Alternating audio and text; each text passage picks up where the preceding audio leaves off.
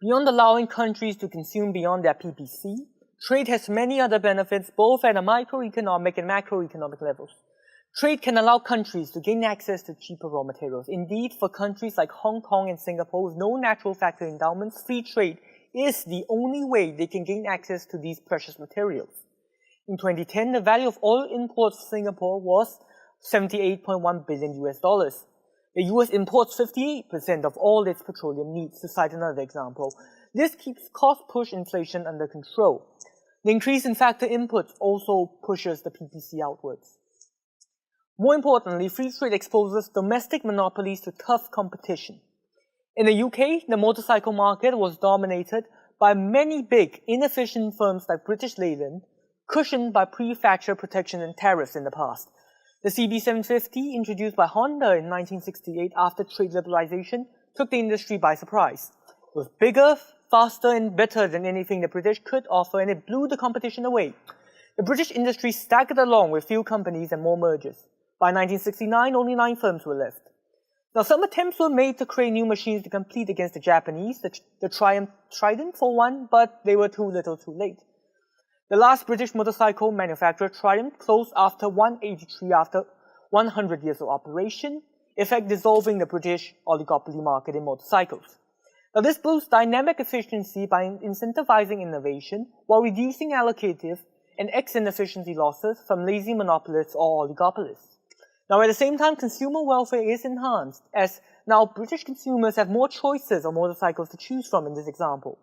Trade can also boost what Michael Porter called competitive advantage, a multifaceted source of CA we will discuss later, by reducing monopoly power and incentivizing innovation.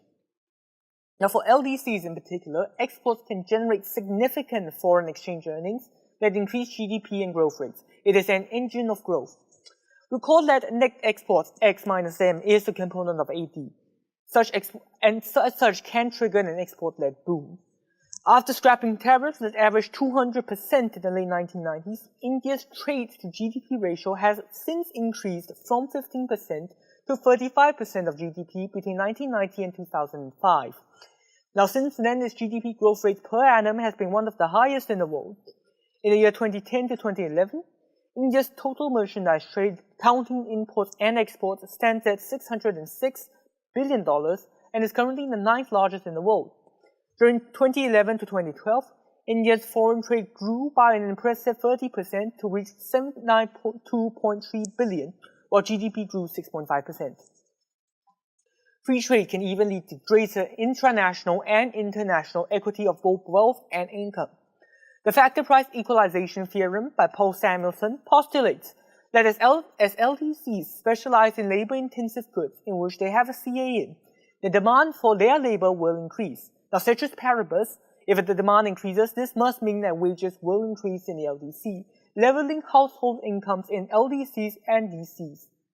David Stern postulates that such trade allows world incomes to converge 1/2 of 1 percentage point per year faster than what might otherwise occur. Within the country, jobs in export sectors employ workers and provide them with an income.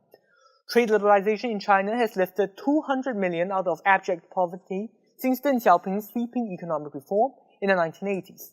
Per person income has climbed from $16 a year in 1978 to $2,000 a year in 2008. In 25 years, absolute poverty has plummeted by 60%.